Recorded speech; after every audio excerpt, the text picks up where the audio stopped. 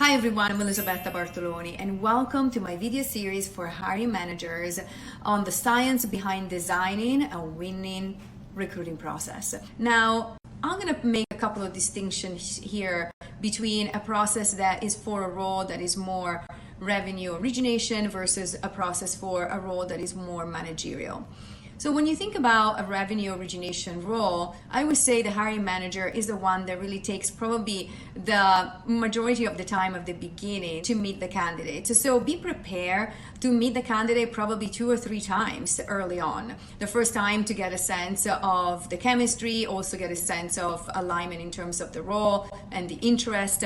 But the second and third meeting are going to be more focused on one side, the candidate's ability to really produce that revenue that you're looking for. So it's going to be talking about top clients and strategy around origination, as well as talking about your capabilities in terms of products that you have already developed or are important for that specific business that you're trying to build. Then is pretty common to have the hiring manager advance the candidate to the next level, even if he or she hasn't really flushed out a defined slate of candidates.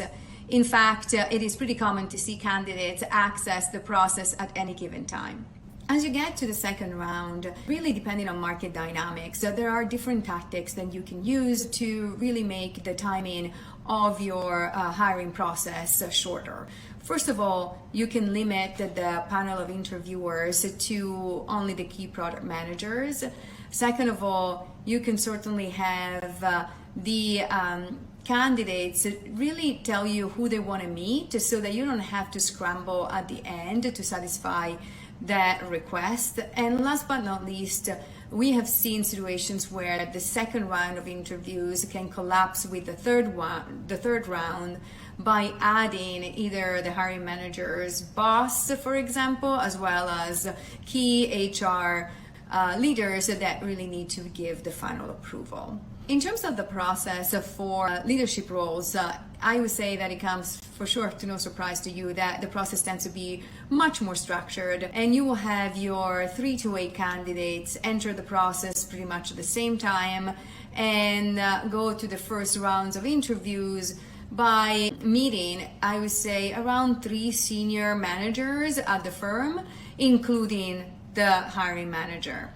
Then the goal is really to refine this list from these 3 to 8 to, I would say, 3 to 4 ideally. And at this point, they will meet in the second round anything between 5 to 10 people from the firm, which is a combination between other product managers, senior individuals, as well as potentially HR.